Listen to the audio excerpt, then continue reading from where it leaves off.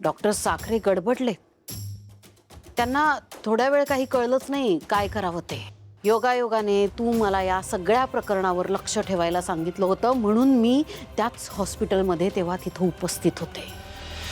Doctor गडबडले आणि अशा वेळी ते माझ्याजवळ आले आणि मला विचारू लागले की आता काय करावं, कारण सानिका मृत झालीये हा निरोप ऑलरेडी जगन्नाथ आणि अलकापर्यंत पोहोचला होता.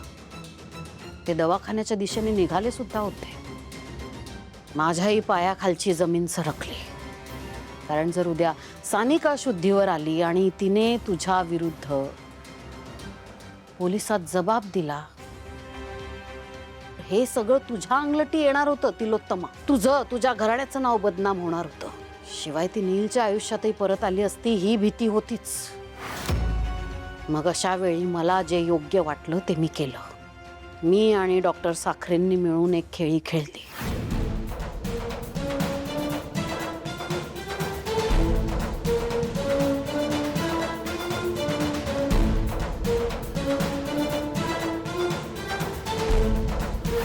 ज्या दिवशी सानिकाला मृत घोषित केलं होतं त्याच दिवशी त्या हॉस्पिटलमध्ये अजून एक बर्न केस आलेली होती, जी ॲक्सिडेंटल होती एका बेवारस मुलीची, जी साधारण सानिकाच्याच अंगकाठीची आणि त्याच वयाची होती.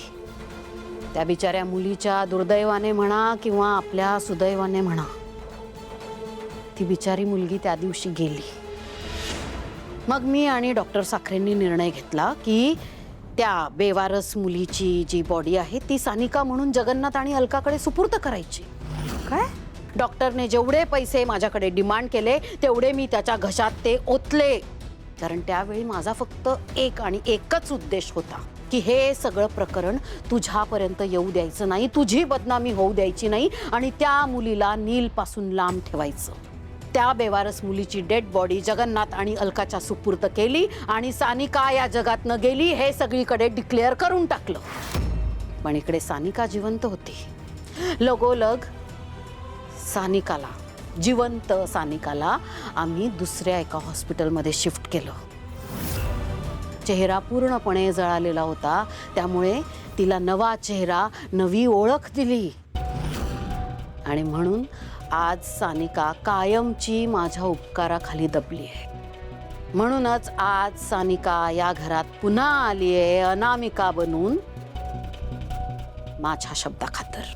नाही, पण याचा अर्थ तू माझ्याबरोबर विश्वासघात केलास. मी काही तुझा विश्वासघात केलेला नाहीये तिलोत्तमा.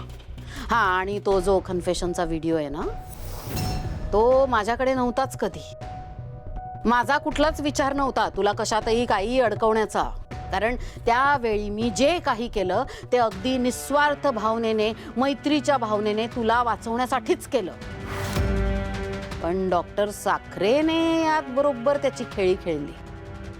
उद्या हे प्रकरण त्याच्या अंगलट येऊ नये म्हणून त्याने ऑलरेडी माझ्या नकळत सानिकाचा तो कन्फेशन व्हिडिओ त्याच्याजवळ रेकॉर्ड करून ठेवला, जे मला आत्ता काही दिवसांपूर्वी कळलं. मग काय, दमदाटी करून तो व्हिडिओ घेतला मी त्याच्याकडनं काढून. पण आता बघ, तोच व्हिडिओ माझ्या किती कामी आला तिलोत्तमा. तेव्हा आता सगळ्यांच्या दोऱ्या या भैरवीच्या हातात आहे. जसं तुम्हाला खेळवेल, जसं तुम्हाला नाचवेल, नाचावं लागेल तिलोत्तमा. या भैरवीचं ऐकण्या वाचून पर्याय नाहीये तुझ्याकडे. सारंगच्या लग्नाच्या तयारीला लाग. सारंगच्या आणि अनामिकाच्या. हे सगळं खूपच भयानक आहे. जर मी या गोष्टीचं सत्य शोधायला गेले किंवा मी हे सगळंच नाकारलं तर भैरवी मलाच सानिकाच्या खुनाच्या आरोपात अडकवेल. त्या सगळ्याचं खापर माझ्या माथी फुटेल. नाही, माझ्याकडे दुसरा काहीच पर्याय नाहीये. मला भैरवीच्या तालावर नाचावंच लागेल. माझ्याकडे दुसरा काहीच पर्याय नाहीये. मस्त झाले होते पोहे. मी निघतो. राजकुमार थांब. बस. अगं नाही, अर्जंट काम आहे गॅरेजमध्ये. जरा बस, मला काहीतरी महत्त्वाचं बोलायचं सगळ्यांशी.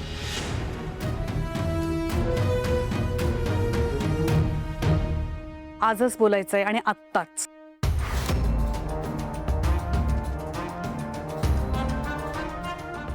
सारंग, तू असं म्हणाला होतास की हा जर का लग्नाचा विधी केला आपण तर आपला बिझनेस, आपली कंपनी रूपम कॉस्मेटिक्स याची तर नाचक्की होईलच, पण आपल्या घराण्याबद्दल सुद्धा लोक बोलतील, नावं ठेवतील. तुझं बरोबर आहे, नाही असं नाही, पण सारंग, हे सगळं न होता जर का हा विधी करता आला तर तुझी काही हरकत नसेल ना? अगं आई, तू हे सगळं काय बोलतेस? सारंगचं दुसरं लग्न आपण करणार आणि ते लोकांना कळणार नाही असं होईल का? नाही नाही, ते मला माहिती आहे, पण लोकांच्या नजरेत पडायच्या आधीच हे करणं खूप महत्वाचं आहे. मोजक्या लोकांमध्ये लो प्रोफाईल राहून घरच्या घरी, मग तर चालेल ना? मुलगी कोण आहे, काही ठरलंय का आपलं? त्या मुलीच्या भविष्याचा प्रश्न आहे. कोण आपलं भविष्य या सगळ्या गोंधळात घालवेल? एक्झॅक्टली. आणि ह्या प्रश्नाचं उत्तर कोणाकडेच नाहीये. उत्तर आहे.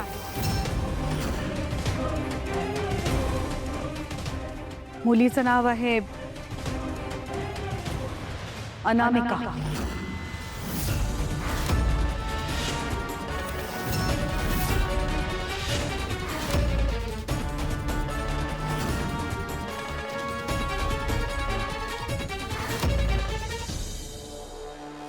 आई, हे सगळं काय आहे? काय बोलतेस तू? आपण अनामिकाला सावलीच्या मदतीसाठी इथे आणलं होतं, हे तू विसरलीस का?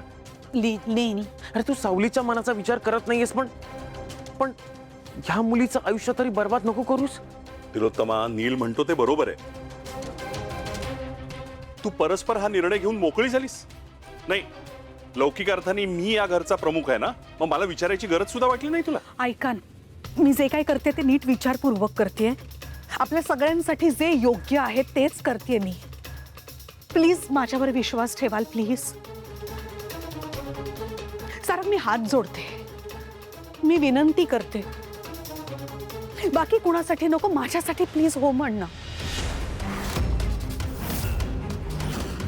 प्लीज सारंग.